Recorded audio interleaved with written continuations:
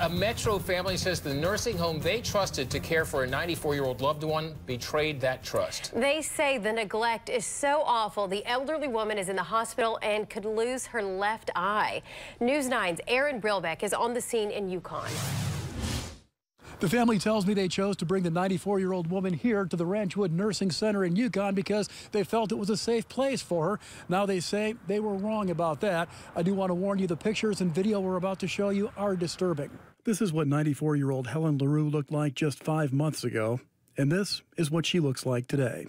We're not exactly sure if she fell out of bed or if she was, trying to get out of bed into her wheelchair and the wheels weren't locked on the wheelchair and it rolled out from under her. But she, did quite a bit of damage to her head and her face. Mrs. LaRue has broken bones in her hand and she may lose her eye. Jason Guy says his family has been trying to get Ranchwood to put safeguards in place, like rails for his grandmother's bed, after Mrs. LaRue fell several other times. But Guy says the facility refused. It's pretty heartbreaking just here.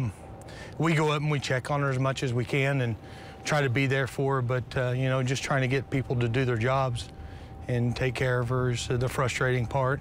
As far as finding her soiled, there days that I think that she has gone most of the day without being changed and, getting her up out of her wheelchair and it just being soaked.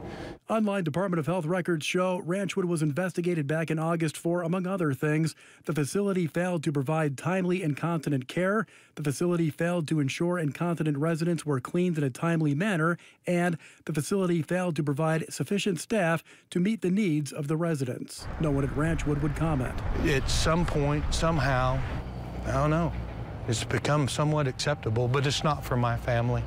This is not acceptable. On the scene on the story in Yukon, Aaron Brilbeck, News 9.